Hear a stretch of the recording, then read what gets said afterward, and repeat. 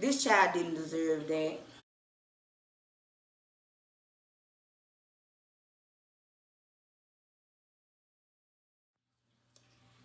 Hey you guys, today we are doing a vlog about a 14-month-old baby known by the name of Jurayah Armani Smith. And her parents are Deidreana Smith and Morris Beverly IV.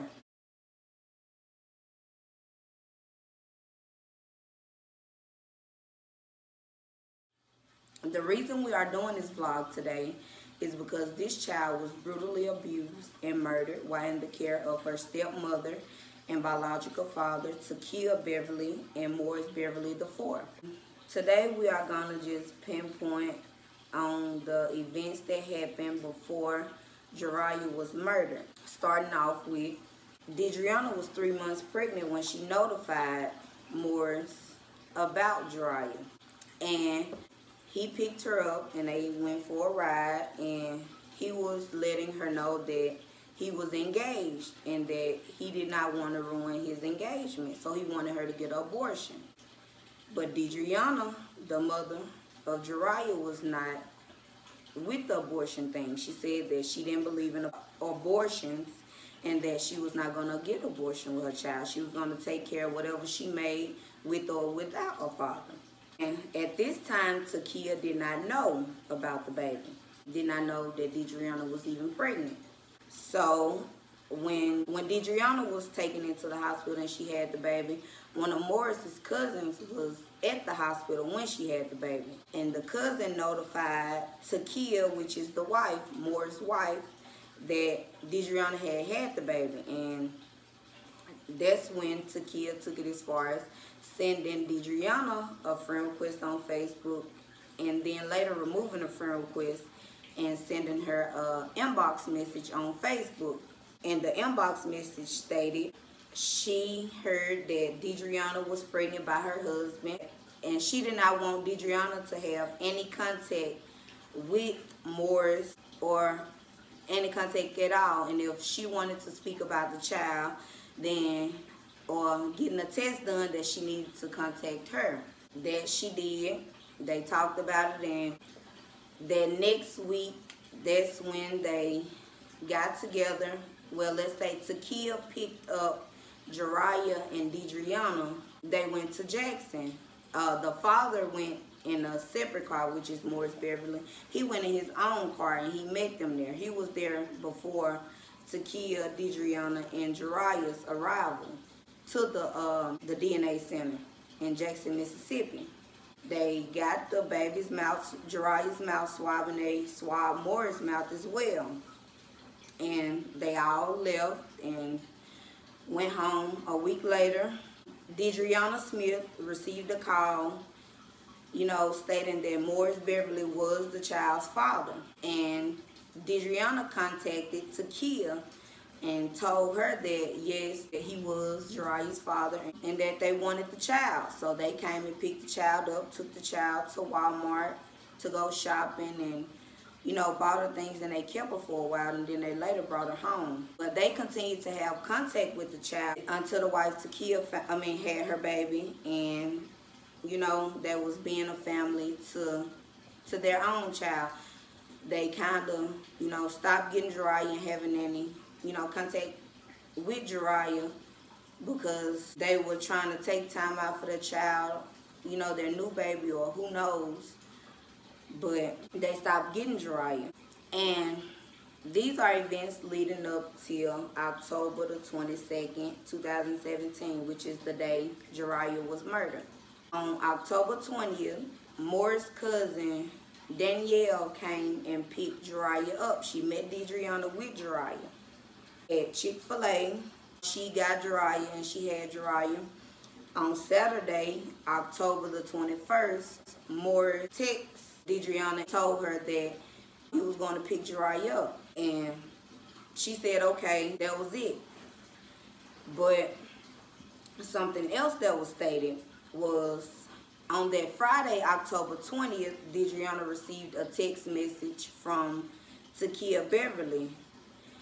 Not knowing, well, the information I didn't give you guys was Takia would not let Morris speak to Deidreana unless it was in a group chat with her, him, and Deidreana. That's the only way they could talk. But that Friday, Deidreana received a text message from Takia saying, "Do you need us to get Jay?" which is Jurayah. And she responded back, "No, she's fine." And this was outside of the group text message. Now, they have never talked outside the group text message. She texted her dad, going back to the day of October 21st, when that Saturday, October 21st, 2017, when Morris texted Deidreana saying that he was going to pick the baby up from his cousin. So that Sunday, October 22nd, at 5 o'clock a.m., Deidreana received a phone call from Morris. And he was saying, "It's Jurayah. It's Jurayah. You need to get here." He wouldn't tell her what it was. He wouldn't tell her nothing. So she got up, not thinking, anything of it, thinking she was just going to go pick her child up. So she left the house, got in the car, went there, and upon her arrival, he was standing outside. And she asked, "Where's Jurayah?" He just led her into the house where the baby was laying in the crib, deceased. Her statement was she stood over the child and she just looked for a minute and she reached down and she touched the baby. And the baby was cold. She could tell that the baby had been laying there for a long, long time. And let me tell you guys that no paramedics was called upon Deidreana's arrival. Deidreana sat there with her child, she stated, for about 20 to 30 minutes before she called her auntie and her uncle. They had called the paramedics, and the paramedics arrived when her auntie and uncle arrived, which is telling you guys that no, they did not call the paramedic when any normal person would have seen a deceased child laying there and would have called the ambulance, hoping that it was, hope of saving the baby. But no police was called. So after that, the stepmother, which is Takia Beverly, story was she woke up and was going to fix Morris a cup of water. She went in to peek on Jurayah and seen that she wasn't breathing, but she was deceased. And she turned her over on her back and seen that the child had died from suffocation. The story from his family member was he was not even at home at the time of the baby's death. He was in Jackson with a couple of coaches, his football coaches, and he was not even at the home. But his story was he was at home the whole time. But she stated that she went in to get him a cup of water and she peeked in on Jurayah and seen that the baby was not breathing, and she turned her over on her back, or she had smothered herself. But as you clearly know, a 14-month-old child, even a 4-month-old child, feel cover or anything over their face, they gonna move, turn, or something. No baby that's actively moving at 1 year old, walking or anything, is gonna be able to just lay there with cover or anything in their nose and not be able to move or anything. It's not possible. But that's what the stepmother Takia Beverly stated. If you notice that this child was deceased at the time, why wouldn't you call medical examiner or something to, come check on the child rather than just going to wake her father up? Why didn't her father instantly call a police or anything to let nobody know nothing? You just call the mother and tell the mother to come over.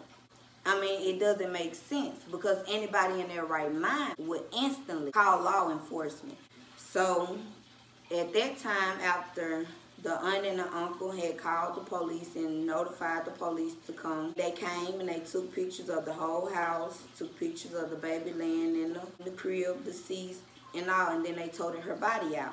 And words from the mother was when she walked in the home, Takia Beverly was sitting on the couch. She wasn't crying. She was just sitting there holding her newly born baby. She wasn't showing no emotion, no anything, so she wouldn't have never even thought that her child was laying in the next room dead.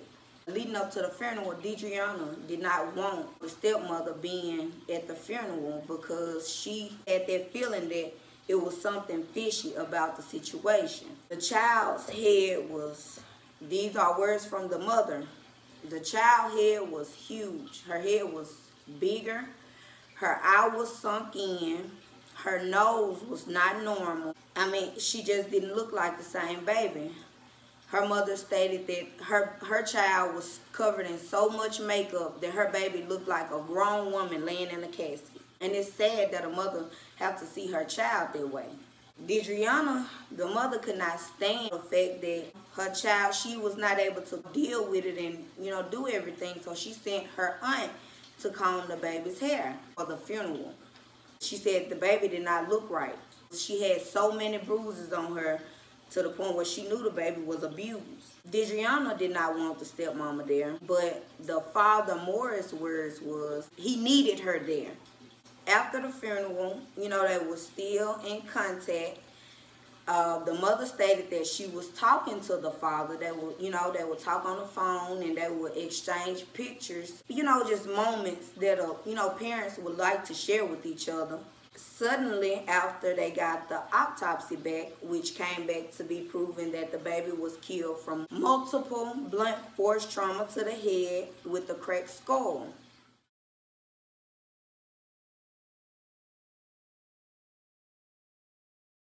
And after the autopsy came back, the father nor the stepmother wanted to have anything to do with Deidreana. They bashed her on Facebook, setting all type of crazy statuses about her parenting and her this, that, and the other, and they just totally bashed her on Facebook. But I have to say about the whole situation is, if you know your child mother, no matter if you're married or not, if you know your child mother is going through the death of your child, why bash her on Facebook? If you don't want to talk to her, have nothing to do with her, fine, leave it at that. But bashing her on Facebook is not the way to do it, and it's not going to make her feel no better. An innocent person would not do all that they're doing. They have moved from their home that Jurayah was killed in and moved to another home, and I think maybe even another state, if I'm not mistaken. If it's under investigation, how was they even able to sell their house? None of it is making sense to me. But the story is not getting out, and justice still hasn't been served. The day they got the autopsy back, the stepmother and the father was picked up and taken in for questioning, but both was released. Even after having an autopsy of proving that the child was killed from multiple blunt force trauma to the head with a cracked skull. Claiborne County is now saying that they won't be able to make any arrest or do anything until the official autopsy has made it in. But we have police stating that and see that the baby was hit in the head with a really hard object. But what they're saying is that no, they cannot pick anybody up or arrest anybody because they need the official autopsy.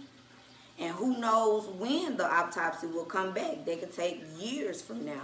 But what I'm saying is, everybody, we need this story to get out to everybody. This child didn't deserve that. And we all know that a child, multiple blunt force trauma to the head, she could not have done it to herself by playing or anything. Even if she was throwing a golf ball up in the air and it hit her in the head, that could not have caused multiple blunt force trauma to the head nor a cracked skull.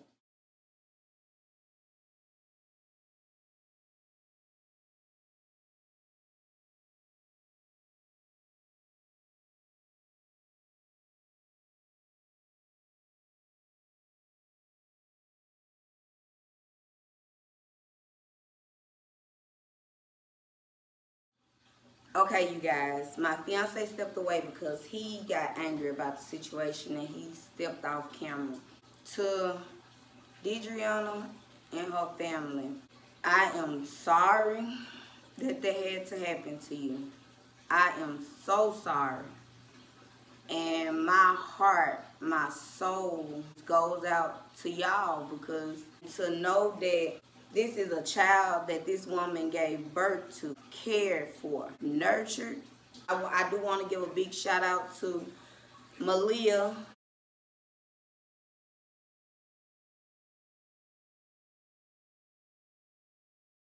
which is Jurayah's big sister. She's, not old enough to really understand what's going on with her sister or why it's going on with her sister. All she knows is one day she had a playmate, somebody to play with, somebody to love, somebody to care for, somebody to be a role model to, until boom, she's gone. When that baby get old enough to understand what really happened, it's gonna break her heart. I just want justice for Jurayah. We all just want justice for Jurayah. And we won't stop screaming it until justice is served. To everyone, I would like for y'all to share this story until it gets nationwide. We want this story everywhere until this baby gets justice.